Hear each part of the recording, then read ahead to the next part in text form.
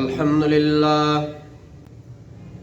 لله نحمده ونستعينه ونستغفره ونؤمن به ونتوكل عليه ونعوذ بالله من شرور أنفسنا ومن سيئات أعمالنا من يهده الله فلا مضل له ومن يضلله فلا هادي له ونشهد أن لا إله إلا الله وحده لا شريك له ونشهد أن محمدا عبده ورسوله صلى الله عليه وسلم تسليما كثيرا أما بعد فأعوذ بالله من الشيطان الرجيم بسم الله الرحمن الرحيم طه ما أنزلنا عليك القرآن لتشقى إلا تذكرة لمن يخشى تنزيلا ممن خلق الأرض والسماوات العلى الرحمن على العرش استوى صدق الله مولانا العظيم وصدق رسوله النبي الكريم ونحن على ذلك لمن الشاهدين والشاكرين والحمد لله رب العالمين رضينا بالله ربا وبالإسلام دينا وبمحمد صلى الله عليه وسلم نبيا وبالقرآن والحديث قدوة وإماما وبأبي حنيفة مسلكا ومذهبا درود شریف پڑھ لیں اللهم صل على محمد وعلى آل محمد كما صليت على إبراهيم وعلى آل إبراهيم إنك حميد مجيد اللهم بارك على محمد وعلى آل محمد كما باركت على إبراهيم وعلى آل إبراهيم إنك حميد مجيد سبحان ربك رب العزة عما يصفون وسلام على المرسلين والحمد لله رب العالمين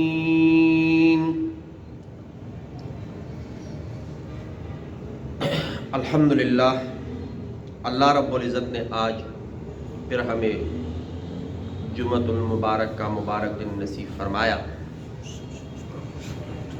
میں نے جو سورت کی ابتدائی آیت تلاوت کی ہے وہ ہے سورۃ طٰہٰ۔ طٰہٰ ما انزلنا علیک القرآن لتشقیٰ۔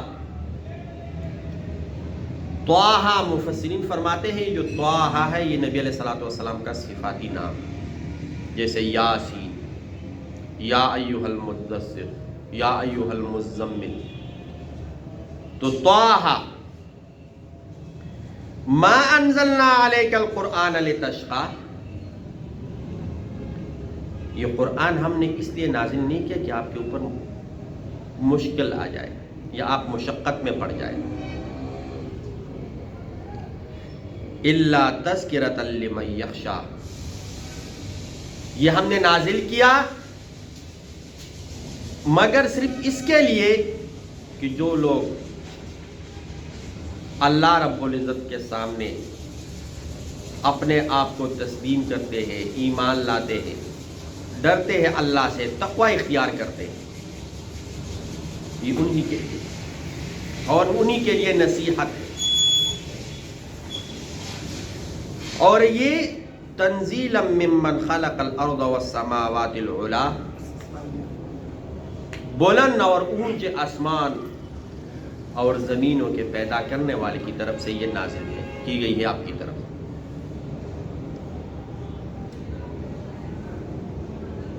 یہ جو صورت ہے، میں نے آپ کو درس حدیث میں ایک مرتبہ بتایا تھا کہ حضرت عمر رضی اللہ تعالیٰ عنہ کی ایمان لانے کا واقعہ فضائل اعمال میں بھی آپ لوگ نے سنا ہوگا، پڑھا ہوگا کہ وہ کس ارادے سے نکلے تھے اور جب واپس آئے تو کلمہ پڑھ کے آئے، لیکن درمیان میں جب یہ اپنے بہن کے گھر جا رہے تھے تو جس وقت وہ تلاوت کر رہی تھی وہ کون سی سورت تھی؟ سورۃ الطٰہٰ،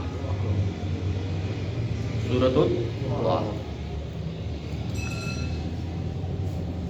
اور یہ سورت جس وقت نازل ہوئی اس وقت مسلمانوں کے اوپر بڑے بڑے مشکلات تھے۔ مسلمانوں کے اوپر کیا تھے؟ بڑے بڑے مشکلات تھے، ہر طرف سے تنگ کرتے تھے مسلمانوں کو۔ تو اللہ رب العزت نے یہ صورت نازل کر کے بتا دیا کہ جو بھی حق کا علم بلند کرے گا ان کے اوپر مصیبتیں، مشکلات آئیں گی، اور یہ بھی بتا دیا کہ یہ اکیلے آپ لوگوں کے اوپر نہیں آ رہی، آپ سے پہلے جتنے بھی انبیاء تھے، خاص طور پر موسیٰ علیہ السلام کے اوپر بڑی مشکلات آئی۔ اور اس صورت میں موسیٰ علیہ السلام کا جو واقعہ ہے وہ تفصیل کے ساتھ ذکر کیا۔ دیکھو موسیٰ علیہ السلام کی پیدائش کن دنوں میں ہوتی ہے؟ جب سارے شہر میں اعلان کیا جا چکا ہوتا ہے کہ کوئی بھی بیٹا اگر کسی کا پیدا ہو اس کو قتل کر دیا جائے اور 1 سال چھوڑ دیا جائے تاکہ نسل ختم نہ ہو۔ اور موسیٰ علیہ السلام کی پیدائش اس وقت ہوئی، اس سال جس سال بیٹوں کی پیدائش جب ہوتی تو ان کو قتل کر دیا جاتا۔ اب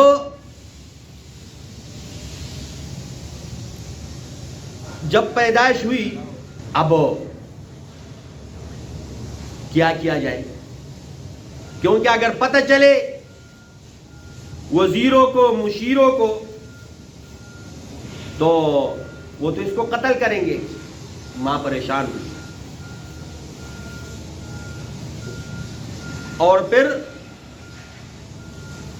الہام کے ذریعے ان کے دل میں یہ بات ڈالی گئی اللہ کی طرف سے کہ اس کو ایک صندوق میں رکھو اور دریا میں پھینک دو، پھر ہماری ذمہ داری ہے اس کا حفاظت کرنا، اور پریشان اور غمگین نہیں ہونا، اسی کو ہم آپ کی طرف لوٹائیں گے۔ ایسا کیا، پھر بھی ماں تو ماں ہے، اس نے اپنی بیٹی جو موسیٰ علیہ السلام کی بہن ہے اس کو کہا کہ آپ دیکھ کر جاؤ کہ یہ صندوق کہا جاتا ہے۔ پانی میں صندوق جا رہا ہے اور جو نہر فرعون کے گھر کی طرف، وہ صندوق اسی نہر میں چلا گیا اور وہاں پر فرعون کی بیوی آسیہ وہ موجود تھی۔ اس نے دیکھا، اٹھایا اور خوش ہوئی اور اپنے शौहर यानी फ़िरऔन को कहा कि हमारा कोई औलाद नहीं है, तो इसको हम बतौरी बेटा बना लेते हैं। ये गुफ्तगू आप लोगों ने तफसील से सुनी होगी। तो वहां पर अब मूसा अलैहिस्सलातु वस्सलाम को जो भी दिया जाता है, मूसा अलैहिस्सलातु वस्सलाम कबूल नहीं करते, खाते पीते कुछ नहीं। कई दूध पिलाने वाली खवातीन आई, लेकिन मूसा अलैहिस्सलातु वस्सलाम किसी के दूध हो तो बहन कहने लगी, क्या मैं एक ऐसे खातून न बताऊं जो इसकी कफालत करे? तो यहां पर ना वो शक में पड़ गए कि हो सकता है वो उसकी वालिदा हो। तो वो कहने लगी, इसको तो कोई जरूरत नहीं है, मैं तो आपके लिए कि आप लोगों के लिए आपकी जो जरूरत है ये पूरी करें। फिर उन्होंने हाँ ठीक है, वालिदा जब गई, उस वक्त करीब था कि वो कह देती कि ये मेरा बेटा है, लेकिन नहीं कहा। और उन्होंने उसके हवाले कर दिया कि इसको दूध पिलाए, इसकी परवरिश करे और उनके लिए तनख्वाह भी मुकर्रर की।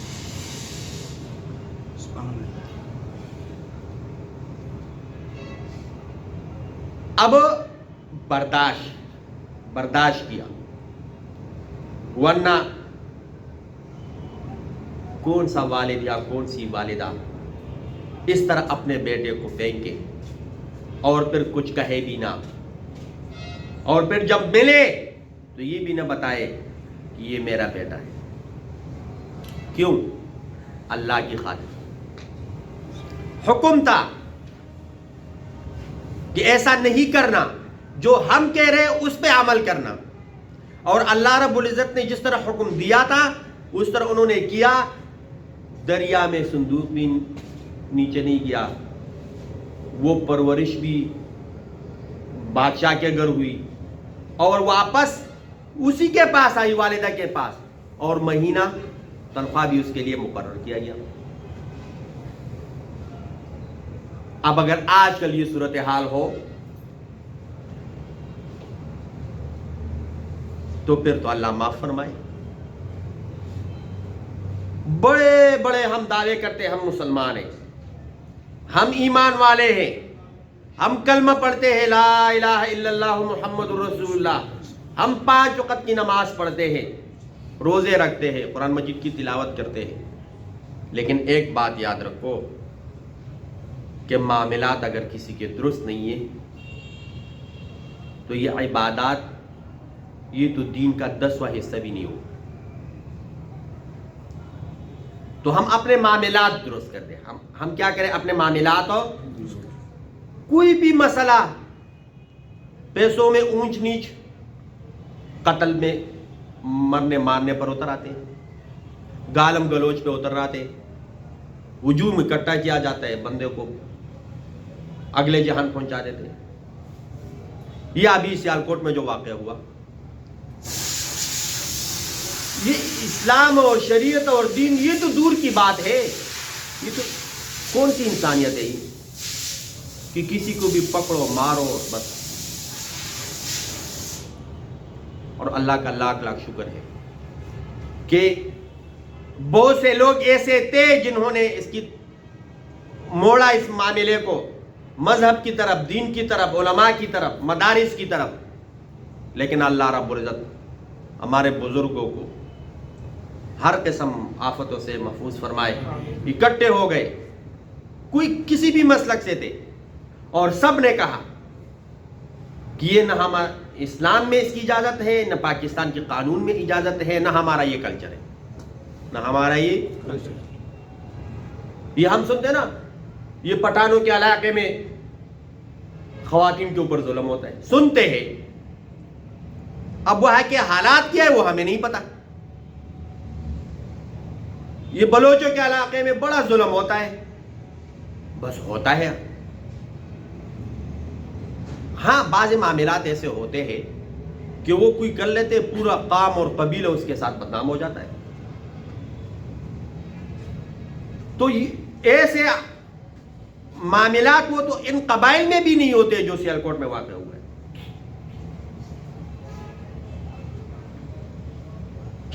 اور ایک بات یاد رکھیے کہ جیسے کسی مسلمان کی یا جیسے کسی پاکستانی کے حقوق ہے، اسی طرح پاکستان سے باہر سے کوئی آئے یا وہ مسلمان نہ ہو، اس کے بھی وہی حقوق ہے. اگر اس نے کوئی ایگریمنٹ کیا، ویزے پہ آیا، کاروبار کے لیے آیا، جاب کے لیے آیا یا ویسے وزٹ کر رہا ہے، تو اس کے وہی حقوق ہے جو کسی پاکستانی شہری اور مسلمان کے. یہ تو پھر آسان سی بات ہے. کوئی بھی آئے اور ہم کسی کو کہے اچھا میرے 10,000 روپے نہیں دینے، لوگ اکٹھا کرے، یہ گستاخی رسول ہے، یہ گستاخی قرآن ہے، یہ گستاخی کلمہ ہے، یہ گستاخی مسجد ہے، یہ تو پھر ایک دروازہ کھل جائے گا. اور مصیبت یہ ہے کہ اگر کوئی یہ کہتا ہے کہ اگر کوئی گستاخی کرتا ہے اس کے قوانین موجود ہے، لیکن اللہ معاف فرمائے اس پہ بھی کوئی عمل نہیں ہو رہا، تو اس پہ بھی عمل ہونا چاہیے. اور اس طرح اگر کوئی کام کرتا ہے، وہ غلط کرتا ہے، وہ شریعت کے بھی خلاف کرتا ہے، اسلام کے اور دین کے بھی خلاف کرتا ہے، وہ پاکستان کے قوانین کے بھی خلاف کرتا ہے. تو اب موسیٰ علیہ السلام کی والدہ دل پہ پتھر رکھا، لیکن یہ نہیں کہا کہ یہ میرا بیٹا ہے.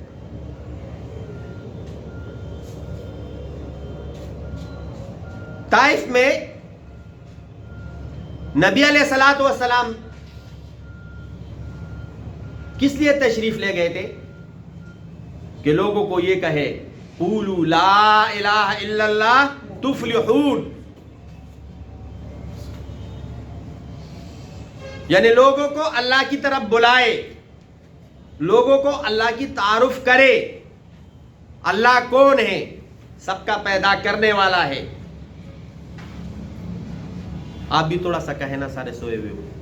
ہمارا خالق کون ہے؟ اللہ. ہمارا مالک کون ہے؟ اللہ. ہمارا سب کا پیدا کرنے والا کون ہے؟ اللہ. اور ہم سب کو رزق دینے والا کون ہے؟ اللہ. ہم یہ جو جی رہے ہیں یہ زندگی دینے والا کون ہے؟ اللہ. بیماری صحت اس کا لانے والا کون ہے؟ اللہ. اور ہمیں موت کون دے گا؟ اللہ. اللہ. تو اس اللہ کی طرف لوگوں کو بلانا تھا. تو کیا کیا ان لوگوں نے؟ پتھروں کی بارش کر دی، دانت مبارک بھی زخمی ہوئے، اور یہاں تک کہ فرشتے آئے، آرڈر کرو، حکم کرو، ابھی دونوں پہاڑوں پہ اکٹھا کر دیں، ان کو ریزہ ریزہ ختم کر لیتے ہیں. لیکن نبی علیہ السلام وہ تو رحمت للعالمین، وما ارسلناک الا رحمتا للعالمین، ہم نے آپ کو نہیں بھیجا، اگر بھیجا ہے تو رحمت بنا کر تمام عالم کے. وہ تو جانوروں پہ مہربان تھے. تو نبی علیہ السلام نے کیا ارشاد فرمایا؟ کوئی بات نہیں، نہ سمجھ، اگر ان لوگوں میں کوئی ایمان نہیں لاتا تو ان کے نسل میں بچوں میں کوئی کلمہ پڑھ لے گا لا الہ الا اللہ ہو محمد رسول اللہ. ابھی آج کل ہم کسی کو کہتے آ جاؤ نماز کا وقت ہو گیا مسجد میں نہیں آتا، تو مسلمان ہی نہیں، نماز ہی نہیں پڑھتا. تو یہ پھر کون سا اسلام پھیلانے کا طریقہ ہو گیا؟ یہ ایک بات یاد رکھو، اگر اس طرح ہم کوئی کام کریں گے تو لوگوں کو دین سے دور کریں گے، بجائے اس کے کہ ہم لوگوں کو دین کے قریب کر دیں.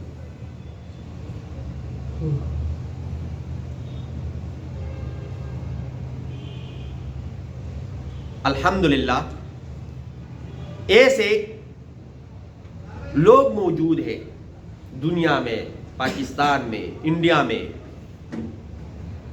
کہ اللہ والے ہیں، اور جب کوئی کام बिगड़ने की तरफ जा रहे वो इकट्ठे हो जाते हैं, अल्लाह से मांगते हैं, रात कोट कर रो रो कर दुआएं करते हैं और वो मसाइल अल्लाह रब्बुल इज़्ज़त ख़त्म फरमा देते हैं।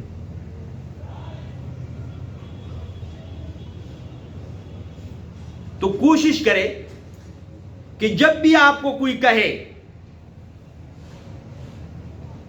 कि ये फला मामला ऐसा है तो फौरन उस पर अमल न दिया करो, फौरन उस पर फतवा न लगाया करो। पहले रियासत मौजूद है, वो जो करे हमारा उसके ऊपर अमल है, और फिर भी थोड़ी बहुत तहकीक कर लिया करें, थोड़ी बहुत तहकीक कि फला बंदे के बारे में कुछ बता रहा है, बाकी मामलात में वो तो आपके ऊपर है, लेकिन खास तौर पर मैं दोबारा कह रहा हूं, खास तौर पर जो दीनी मामलात है, जो मजहब के मामलात है, जो इस्लाम और कुफर की बात है, जो कुरान की गुस्ताखी बेहुरमती की बात है, या रसूलुल्लाह सल्लल्लाहु अलैहि वसल्लम की ज़ात की गुस्ताखी की बात है, इसमें बहुत एहतियात करें। इसमें क्या करें? बहुत एहतियात करें। कभी भी ये मामलात हो या कोई और दुनियावी मामलात हो, कानून हाथ में न ले, कानून हाथ में न ले। तो कोशिश करेंगे ना इंशाअल्लाह। ये सियालकोट का वाक़या हुआ, बहुत बुरा वाक़या था। अब कोई भी बंदा, जितना भी हम यही कह सकते हैं बुरा वाक़या था, वहशियाना, इंसानियत में कभी इसकी मिसाल नहीं मिलती।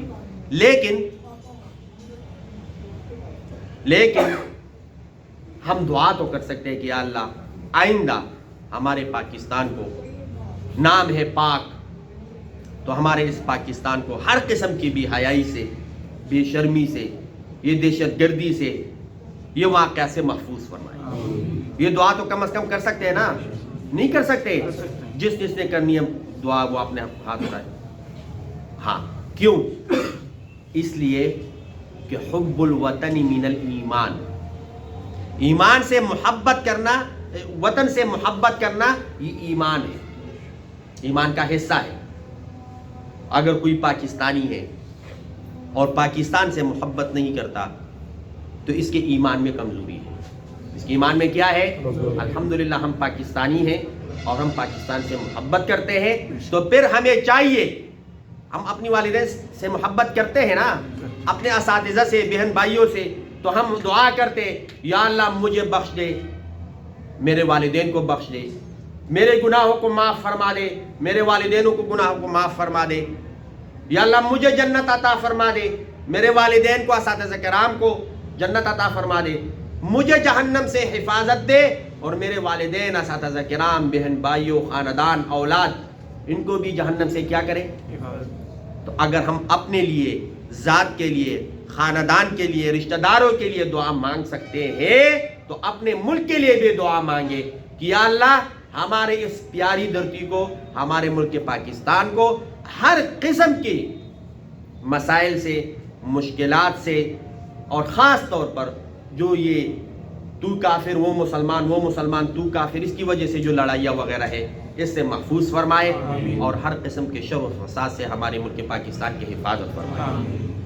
बाज़ लोग ऐसे होंगे जो अंदर से साजिश करेंगे, अल्लाह उससे भी हिफाजत फरमाए, और बाज़ ऐसे होंगे जो बाहर से बैठकर साजिश करेंगे, अल्लाह उनसे भी क्या करे? हिफाजत। कोशिश करेंगे ना इंशाअल्लाह। तो इसी पे दुआ करें, अल्लाह रब्बुल इज़्ज़त हमारी इस जुमे की नमाज को अपने दरबार में कबूल और मंजूर फरमाए। सुन्नतें पढ़ेंगे नहीं सुन्नतें। अस्सलाम वालेकुम। इस वीडियो को लाइक करें और शेयर करें, और हमारे चैनल को सब्सक्राइब करें, और बेल आइकन दबाना मत भूलिएगा। शुक्रिया।